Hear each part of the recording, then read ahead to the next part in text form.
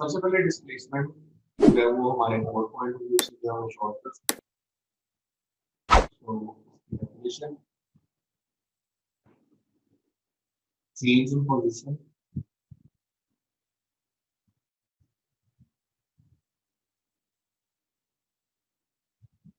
Of a body is called displacement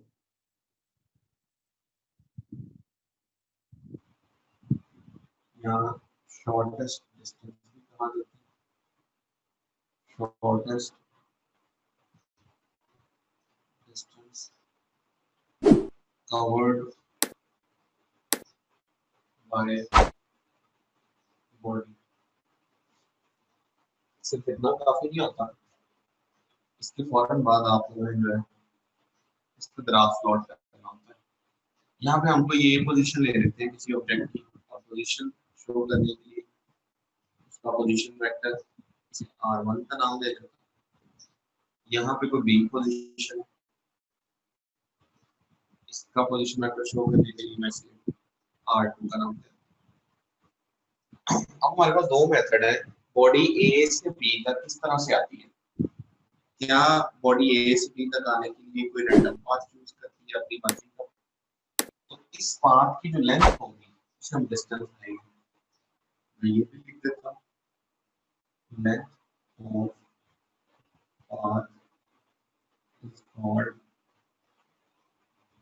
distance यानी उसने अपनी मर्जी का जो भी पाथ चूज किया था अगर उस पाथ की हम लेंथ फाइंड कर ले तो वो जो लेंथ है वो डिस्टेंस कहलाती है लेकिन अगर मैं पहले वेक्टर के हेड को आखिरी वेक्टर के हेड से मिला दूं तो ये मेरे पास डिस्प्लेसमेंट वेक्टर आ जाता है जो कि r2 माइनस r1 के बराबर है अच्छा रूल इसमें भी वही है यानी ये x से हमने तो नया रूल भी निकाल लिया displacement vector r2 vector plus minus r1 vector के ही बराबर होगा जो हमने चैप्टर नंबर 2 के अंदर रिजल्टेंट का रूल पढ़ा था ना हमने कहा भी था कि रिजल्टेंट जो है वो सम ही होता है चाहे वो सम और डिफरेंस हो that is actually sum of negative vector ये एक्चुअली वही रूल है लेकिन यहाँ पे हमने सिर्फ उसको एक नए तरीके से स्टडी किया है तो आज हमें ये पता चला कि अगर हमें दो वेक्टर्स का डिफरेंस निकालना हो तो पहले वेक्टर के हेड को दूसरे के हेड से भी मिला दे तो हमें वेक्टर्स के जो है वो डिफरेंस मिल जाता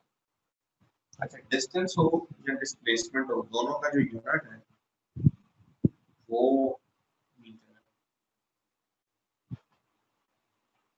मीटर METRE वाला ही यूनिट है और METER वाला जो है वो डिवाइस होता है तो ये हमारे पास डिस्प्लेसमेंट की छोटी सी डेफिनेशन थी साथ आप ये फॉर्मूला और ये ग्राफ बना तो आपको दो नंबर जो है वो आपको बोर्ड पॉइंट ऑफ व्यू से मिल जाएंगे लेकिन यहाँ से हम कुछ इससे कॉन्सेप्चुअल अप्रोच भी अपनी स्ट्रॉन्ग करके कई दफा हमें सर्कल का डिस्प्लेसमेंट का डिस्टेंस का क्वेश्चन आ जाता है तो वो कैसे सॉल्व करते हैं जैसे एक कंप्लीट सर्कुलर पाथ के अंदर बॉडी कितना डिस्टेंस ट्रैवल करती है तो उसकी सर्कल की बाउंड्री के मुताबिक 2 पाई r होता है बाउंड्री की लेंथ से हम सर्कमफेरेंस भी कहते हैं और अगर मुझसे पूछ लिया जाए कि इसने डिस्प्लेसमेंट कितना कवर किया तो डिस्प्लेसमेंट की वैल्यू 0 क्यों क्योंकि अच्छा डिस्प्लेसमेंट क्वांटिटी जो है वो वेक्टर है याद रखना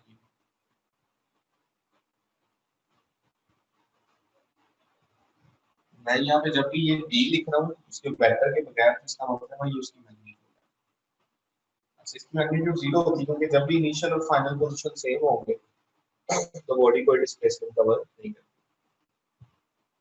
if I am talking about semi circle के अंदर देखने के डिस्टेंस जो है उसका हाफ ले लो यानी पाई r और डिस्प्लेसमेंट जो है वो 2r के बराबर हो जाता है ये डिस्टेंस भी r ये भी r तो शॉर्टेस्ट डिस्टेंस जो इस पॉइंट से ये से इधर बनेगा ये बनेगा अच्छा अगर हम बात करें एक पूरे सर्कल की लेकिन हमने जो बात की हमने 3 क्वार्टर्स कवर किए ये ए और ये बी है बॉडी इस तरह से मूव करती हुई ये भी कवर हो गया ये भी कवर हो गया ये भी कवर हो गया लेकिन अब ये पॉइंट कवर नहीं हुआ इस केस में जो डिस्टेंस होगा पहले तो आप 2 पाई r को 3 पे डिवाइड करें तो 4 पे डिवाइड करें तो एक पोर्शन का डिस्प्लेसमेंट आ जाएगा जो कि बनता है पाई r बाय 2 तो टोटल डिस्टेंस बॉडी ने कवर किया 3 पाई r बाय 2 क्योंकि टोटल था 2 पाई आर, 2 पाई आर को मैंने 4 पे डिवाइड किया तो 1/4 कहा गया, तो पाई आर/2 बनता है, इसमें 3/4 कवर किए तो 3 पाई आर। और अगर मैं डिस्प्लेसमेंट की बात करूंगा तो वो इन दोनों के दरमियान शॉर्ट रेजिस्टेंस होगा।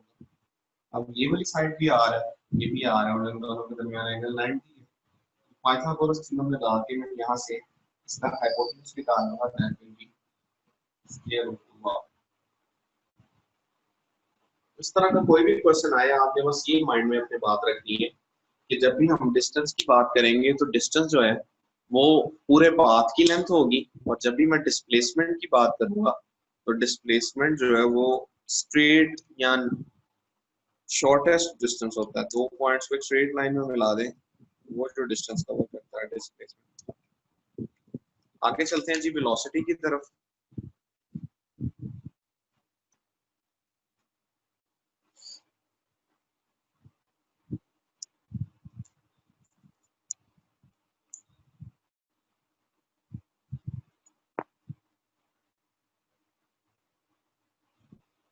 वेलोसिटी के बारे में देखते हैं।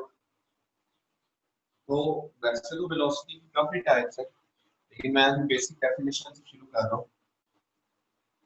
Rate of change of displacement, ये जब भी हम जनरल डेफिनेशन करते हैं ना तो ये हम एवरेज वेलोसिटी की डेफिनेशन, इसका फॉर्मूला लिखें, v average is equal to delta d over delta t, that means I can write it as magnitude is equal to total displacement over time taken। उस बॉडी ने displacement cover करने में जितना time लिया है ये वो वाला टाइम। अच्छा, एवरेज वेलोसिटी जनरली तो इसी फार्मूला से, हमेशा इसी फार्मूला से फाइंड होगी, लेकिन कई दफा ऐसा होता है कि हमें जो है क्वेश्चन थोड़ा सा मुश्किल करके दे दिया जाता है। उस केस में फिर मैं जरा थोड़ा सा इस टॉपिक को हमारे बुक के लेवल से, जो है हमारी एफएससी की बुक है उससे आगे लेके जा रहा हूँ, क्योंकि फेडरल में और उसमें कॉन्सेप्ट हमें थोड़े से ज्यादा चाहिए होते हैं। हम ओवरऑल लेक्चर को अगर हम देखें, एवरेज वेलोसिटी के लिए हमें जरूरी नहीं है कि हमेशा टोटल डिस्प्लेसमेंट ही गिवन हो। जैसे फॉर एग्जांपल पहले मैं इसका यूनिट बता दूं, मीटर पर सेकंड इसका यूनिट, और क्वांटिटी ये भी वेक्टर है। इसमें होता ये है कि फॉर एग्जांपल अगर मैं एक क्वेश्चन पूछता हूँ कि बॉडी ने पहले 2 सेकंड के अंदर जो डिस्टेंस कवर किया, डिस्प्लेसमेंट कवर किया है, that is 10 metre.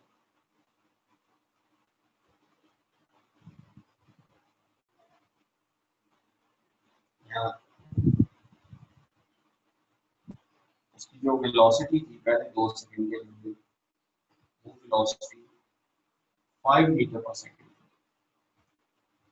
Next interval के अंदर यानी अगले 2 सेकंड के अंदर, अगले 5 सेकंड की बात करें, अगले 5 सेकंड के अंदर उसकी स्पीड जो है वो 10 मीटर पर सेकंड,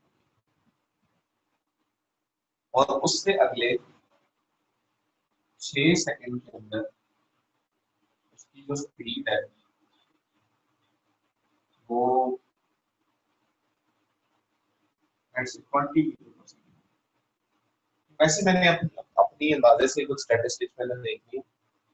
अच्छा, क्वेश्चन ये है कि पहले 2 सेकंड तक बॉडी जो है वो 5 मीटर पर सेकंड की स्पीड से मूव करती है, फिर अगले 5 सेकंड बॉडी जो है वो 10 मीटर पर सेकंड की स्पीड से मूव करती है, फिर अगले 6 सेकंड जो है वो बॉडी 20 मीटर पर सेकंड की स्पीड से मूव करती है। अब आपने ये बताना है कि what is the it's average velocity. अच्छा, अब एवरेज वेलोसिटी फाइंड करने के लिए हमें तो फॉर्मूला एक ही पता है, total displacement over time taken. पहले तो टाइम टेकन तो मुझे टोटल पता चल जाएगा, 2 5 टोटल टाइम बॉडी ने जो कंज्यूम किया है वो 6 + 5 11 + 2 13 सेकंड, यानी जो टोटल टाइम है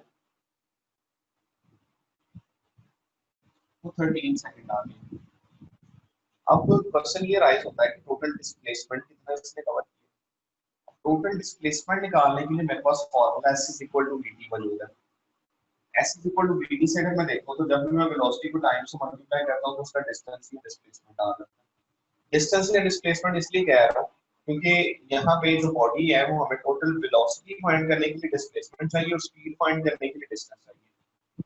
उसमें ये भी याद रखें कि डिस्प्लेसमेंट हमेशा लेसर होता है डिस्प्लेसमेंट डिस्टेंस से, और वेलोसिटी हमेशा वेलोसिटी की मैग्नीट्यूड जो है वो स्पीड की मैग्नीट्यूड से कम नहीं हो सकती। और यहाँ पे ये बात आप लोगों ने माइंड में रखनी है कि यहाँ पे अगर हम एवरेज स्पीड निकालना चाह रहे हैं तो 5 को 2 से मल्टीप्लाई करें पहले, तो पहले इंटरवल के अंदर इसने जो है वो 10 मीटर डिस्टेंस ट्रैवल किया, फिर अगले इंटरवल के अंदर इसने 50 मीटर डिस्टेंस ट्रैवल किया और अगले इंटरवल के अंदर इसने 120 मीटर डिस्टेंस ट्रैवल किया। जब आप इन तीनों को ऐड करेंगे तो ये 170 प्लस 180 मीटर टोटल इसने। अब आप एवरेज स्पीड निकालने के लिए टोटल डिस्प्लेसमेंट को टोटल टाइम पे डिवाइड कर दें, कैलकुलेटर से सॉल्व कर लें या फ्रैक्शन को जो है वो मिनिमाइज कर लें तो आपके पास जो है वो क्वेश्चन आ जाएगा। अच्छा, अब एक और केस होता है, वो वैसे तो हम एंटीटेस्ट में पढ़ाते हैं लेकिन मैं आप लोगों को शायद मैंने पहले भी लिख पाया हुआ जब रेगुलर क्लास पढ़ाई थी, तो अभी दोबारा एक दफा बता देता हूँ। एवरेज वेलोसिटी फाइंड करने के लिए हमारे पास दो केसेस और होते हैं। वो दो केसेस क्या है कि अगर फॉर एग्जांपल दो टाइम इंटरवल इक्वल है, जैसे मैं कहता हूँ एक बॉडी में पहले 5 सेकंड जो है वो उसने 10 की स्पीड से मूव किया और फिर अगले 5 सेकंड जो है वो बॉडी ने 20 की स्पीड से मूव किया, तो बताएं इसकी एवरेज वेलोसिटी क्या होगी। उस केस में आप लोगों को बड़ा आसान सा तरीका पता है, पहली और दूसरी को ऐड करें और उसको 2 में डिवाइड कर दें तो एवरेज वेलोसिटी आ जाती है। लेकिन अगर बॉडी ने दो डिस्टेंसेस इक्वल ट्रैवल किए, यानी मैं क्वेश्चन ऐसे पूछता हूँ कि बॉडी ने पहले 10 किलोमीटर जो है वो ट्रैवल किया है 10 की स्पीड से और फिर अगले 10 किलोमीटर उसने ट्रैवल किया 20 की स्पीड से, उस केस में ये फॉर्मूला वैलिड नहीं रहता। फॉर्मूला में बता देता हूँ, उसकी अभी डेरिवेशन अगर आप मुझसे बताइएगा तो मैं बता देता हूँ। 2v1 v2 ओवर v1 फिर एवरेज वेलोसिटी से निकालनी होती है। अच्छा, ये फॉर्मूला आता कहाँ से? ये एक्चुअली मैंने इधर एवरेज वेलोसिटी से ही डिराइव किया हुआ है और वहीं से मैंने ये फॉर्मूला निकाला है।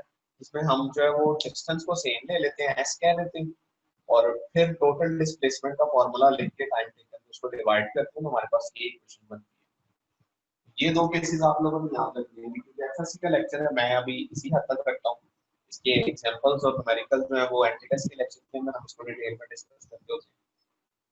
अच्छा, अब काम यहाँ पे खत्म नहीं होता। मसला ये है कि फॉर एग्जांपल मैंने अगर एक बॉल को दीवार के ऊपर मारा है, वो बॉल बाउंस बैक करके दोबारा मेरे हाथ में वापस आ गई है, तो मैं आपसे पूछता हूँ व्हाट वाज इट्स स्पीड। और जाहिर बात है अभी तक क्योंकि हमने एवरेज स्पीड का जिक्र किया तो फिर आई am talking about average speed. मसला ये हुआ कि बॉल की इनिशियल पोजीशन भी मेरा हाथ था और जब वो टकरा के बाउंस बैक करके वापस आई उसकी फाइनल पोजीशन भी मेरा हाथ था। इस केस में एवरेज वेलोसिटी जीरो हो गई क्योंकि डिस्प्लेसमेंट जीरो है।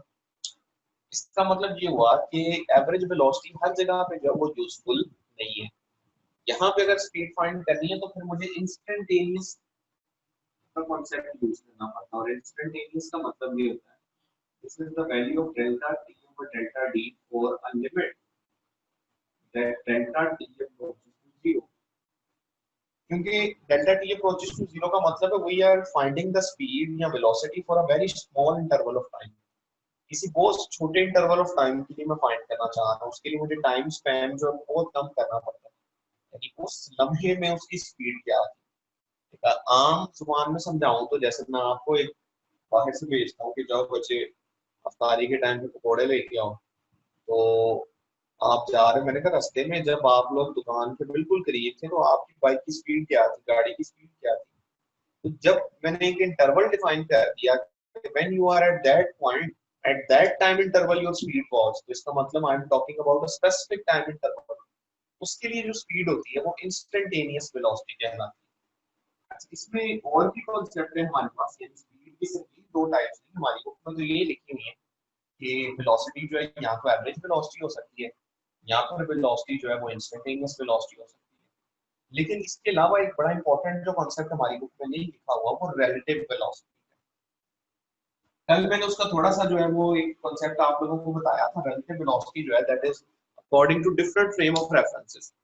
एक छोटी एग्जांपल भी मैं देता होता हूँ, जैसे आप दो बच्चे जो है वो ट्रेन में बैठे हुए हो और ट्रेन चल रही है, मैं एक दूसरे से पूछता हूँ बताओ रेस्ट में हो या मोशन में, स्पीड कितनी है, तो आप कहेंगे sir zero, because displacement zero है, बॉडी पोजीशन ही चेंज कर रही है। लेकिन अगर मैं बाहर किसी खड़े बच्चे को पूछता हूँ कि बताओ इसकी स्पीड कितनी है, तो वो कहेगा सर इसकी स्पीड हो 5, 10 या 20 जो भी उसको नजर आए। इट मीन्स के दो डिफरेंट फ्रेम्स के मुताबिक एक ही ऑब्जेक्ट की स्पीड डिफरेंट हो सकती है। मैंने कल रिलेटिव वेलोसिटी निकालने के लिए आपको एक कॉन्सेप्ट बताया था कि रिलेटिव वेलोसिटी को डेल्टा v से भी रिप्रेजेंट कर सकते हैं। उसको मैंने बताया था speed of x with respect to y और speed of y with respect to x। तो जिसकी स्पीड होगी वो पहले लिखा जाएगा और जिस स्केयर रेफरेंस से होगी उसे बाद में लिखा जाएगा। ये x की speed with respect to y और ये y की speed with respect to x, मैंने कल बताया था। फिर रिलेटिव वेलोसिटी के अंदर आप लोगों ने एक बात याद रखनी है कि अगर दो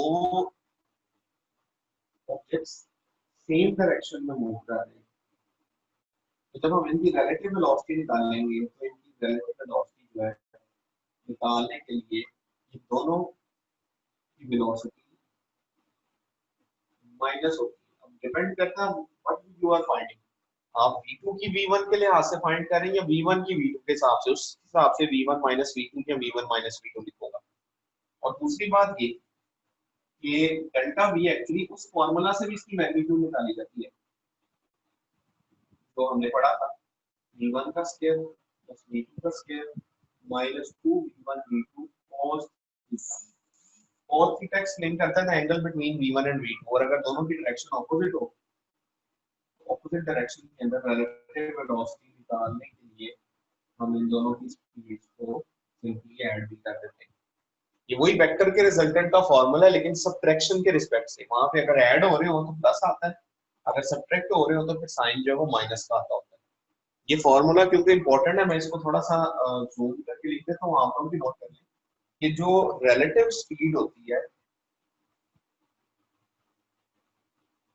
v1 का स्क्वायर प्लस v2 का square plus 2v1 v2 cos वो माइनस के साथ, क्योंकि ये दो वेक्टर्स का डिफरेंस है, वो माइनस के साइन के साथ इस तरह से फाइंड की जाती है। तो स्पीड के बारे में हमने कुछ बेसिक डिस्कशन अभी तक की है। मैंने अभी तक आपको कोई इससे न्यूमेरिकल, मैंने अभी तक कोई एमसीक्यू पॉइंट ऑफ व्यू से अभी कोई बातें नहीं बताई है। अभी तो मैंने बहुत जनरल सी आप लोगों को इंट्रोडक्शन दिया है, वेलोसिटी है क्या, एवरेज वेलोसिटी के फॉर्मूलाज क्या क्या, और डिफरेंट डाटा के मुताबिक आप किस तरह से डील करते हो, और उसके बाद रिलेटिव वेलोसिटी का थोड़ा सा कॉन्सेप्ट बताया है। इससे रिलेटेड एक छोटा सा क्वेश्चन करवा देता हूँ रिलेटिव वेलोसिटी, ताकि आप लोगों को जो है इसका कॉन्सेप्ट क्लियर हो जाए। तो रिलेटिव वेलोसिटी के बारे में एक क्वेश्चन मैं पूछता होता हूँ।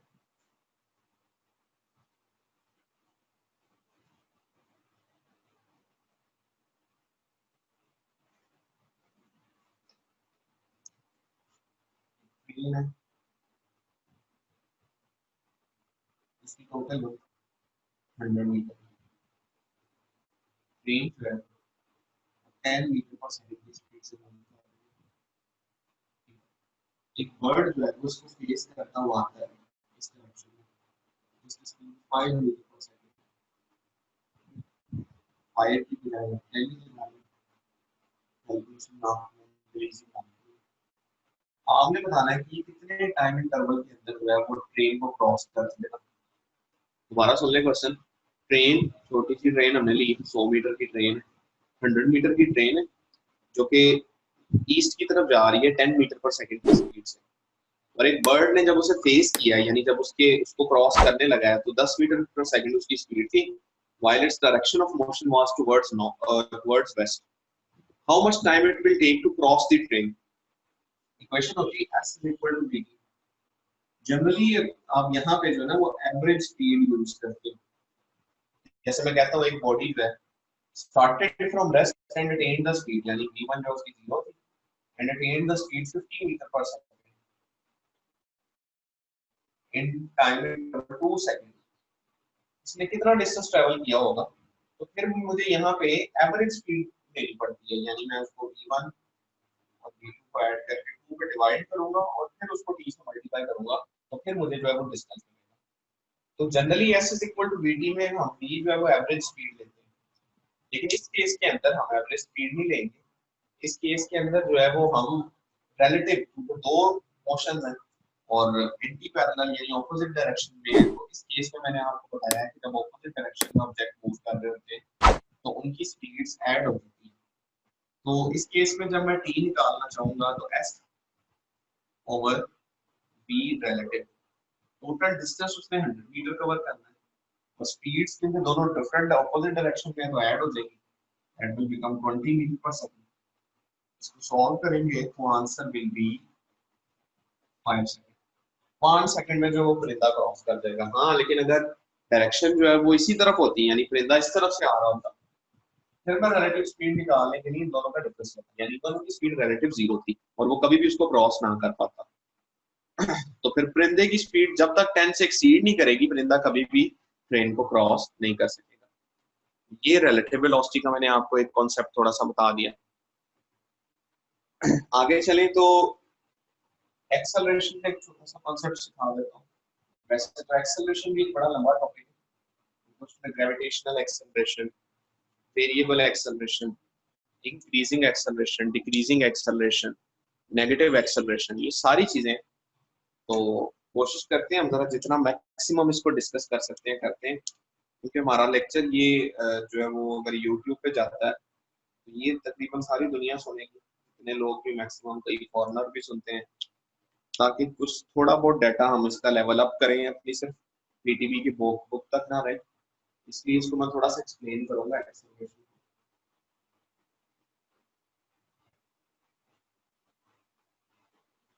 एक्सेलरेशन में जनरली तो हम यही कहते हैं this is rate of change of velocity. बड़ी आसान सी डेफिनेशन है, आप लोग छोटी क्लास से भी पढ़ते आ रहे हो।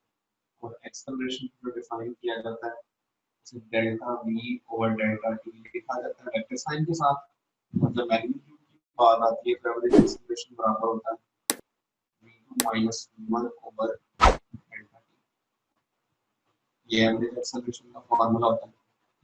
अच्छा, एक्सेलरेशन जो है वो यूनिफॉर्म भी हो सकती है। एक्सेलरेशन प्रोड्यूस ही तब होता है, याद रखिए, एक्सेलरेशन तब प्रोड्यूस होता है जब बॉडी की वेलोसिटी वेरिएबल हो। अगर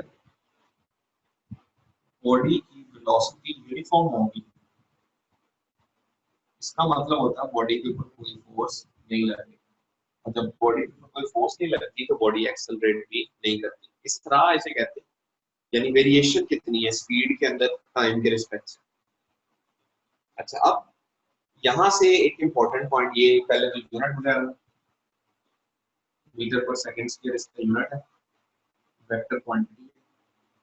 अगला लेक्चर इससे भी ज्यादा इम्पोर्टेंट होने वाला है क्योंकि मैं उसमें ग्राफ्स डिस्कस करने वाला हूँ, तो वो लेक्चर हमारा इससे भी ज्यादा इम्पोर्टेंट होगा। ये तो बेसिक चीजें आप लोगों को सिखा रहा हूँ, ग्राफ के अंदर फिर हम उसको सीखेंगे कि ग्राफ किस तरह से प्रेजेंट करते हैं मोशन को। एक्सेलरेशन के बारे में आप लोगों ने ये याद रखना है कि अगर बॉडी की स्पीड जब भी मैं कहूँ इंक्रीज हो रही है, याद रखिए एक्सेलरेशन तो पॉजिटिव ही होना है, कोई शक नहीं है कि एक्सेलरेशन जो है वो नेगेटिव सिर्फ तब हो सकता है जब किसी बॉडी की स्पीड डिक्रीज करे तो उसका एक्सेलरेशन नेगेटिव होगा। लेकिन बात यहीं पे खत्म नहीं होती, यहाँ पे एक नेगेटिव एक्सेलरेशन को हम डी एक्सेलरेशन भी कहते हैं। लेकिन रिटार्डेशन एक अलग कॉन्सेप्ट है। रिटार्डेशन क्या चीज है? अक्सर लोग कह देते हैं कि जी रिटार्डेशन और डी एक्सेलरेशन एक ही चीज है, but that is not the same thing. Retardation हम कहते हैं decreasing acceleration, that might be negative, decreasing acceleration. For example, पहले इंटरवल के अंदर t is equal to 2 second में बॉडी का एक्सेलरेशन 10 मीटर पर सेकंड। जब टाइम इंटरवल 4 हुआ तो बॉडी का एक्सेलरेशन हो गया 8 मीटर पर सेकंड। टाइम इंटरवल 6 होने के ऊपर बॉडी का एक्सेलरेशन 6 मीटर पर सेकंड। तो वैल्यू ग्रेजुअली डिक्रीज कर रही है। ऐसा डिक्रीजिंग एक्सेलरेशन जो है वो कहलाता है रिटार्डेशन। ये नेगेटिव भी हो सकता है, लेकिन डी एक्सेलरेशन तो हमेशा ही नेगेटिव होता है ना, that is due to decreasing velocity. Retardation में भी पॉजिटिव, क्यों? क्योंकि डिक्रीजिंग है। इसकी मैं एक एग्जांपल देता हूँ। जैसे मैं कहता हूँ हर 2 सेकंड के इंटरवल की मैं बात करता हूँ कि आप हर 2-2 सेकंड के बाद जो है वो वेलोसिटी में चेंज ऑब्जर्व कर रहे हो। तो पहले 2 सेकंड के अंदर आपने जब ऑब्जर्व किया तो पहले 2 सेकंड के अंदर बॉडी की स्पीड जो है वो 5 से 20 पे गई। बताएं चेंज कितना आया? 15 का। अगले 2 सेकंड के अंदर वो 20 से 30 हुई। स्पीड तो बढ़ रही है, यानी वेलोसिटी इंक्रीजिंग का ही केस है, एक्सेलरेशन है पॉजिटिव ही, लेकिन इस दफा जो चेंज है वो कम हो गया। पहले चेंज 15, 2 सेकंड में 15 वेलोसिटी चेंज हुई थी, अब अगले 2 सेकंड के अंदर वेलोसिटी 10 चेंज हुई है। तो इसका मतलब चेंज कम होने की वजह से एक्सेलरेशन की वैल्यू डिक्रीज हो गई, लेकिन रही पॉजिटिव। फिर 20 से 30 हुई, 30 से 35 हुई, अब अगले 2 सेकंड के अंदर चेंज 5 का आया। तो एक्सेलरेशन की वैल्यू कम होती जा रही है, लेकिन स्पीड अभी भी बढ़ रही है। तो ये आप लोगों ने अपने माइंड में कॉन्सेप्ट रखना है। 2 चीजें मैंने बताई कि वेलोसिटी जब भी इंक्रीज होगी तो एक्सेलरेशन पॉजिटिव होगा, वेलोसिटी के डिक्रीज होने से एक्सेलरेशन नेगेटिव हो जाता है। रिटार्डेशन जो है वो डिक्रीजिंग एक्सेलरेशन होता है, नेगेटिव नहीं। नेगेटिव एक्सेलरेशन डी एक्सेलरेशन कहलाता है। रिटार्डेशन में भी पॉजिटिव, यानी मैंने एक एग्जांपल दी अभी जो दी है उससे आप लोग समझ सकते हैं कि अगर डिफरेंट सेम इंटरवल्स के अंदर जो rate of change of speed है या rate of change of velocity है वो डिक्रीज कर रहा है, लेकिन स्पीड बढ़ रही है, तो इस केस के अंदर जो रिटार्डेशन होती है वो रिटार्डेशन होगी और वो जो एक्सेलरेशन है डिक्रीज होता जाएगा।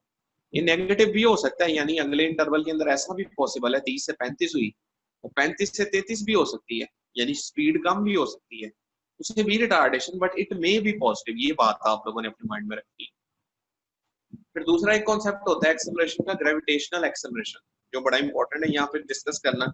उसके बगैर आगे बढ़ना जो है वो मुमकिन नहीं है।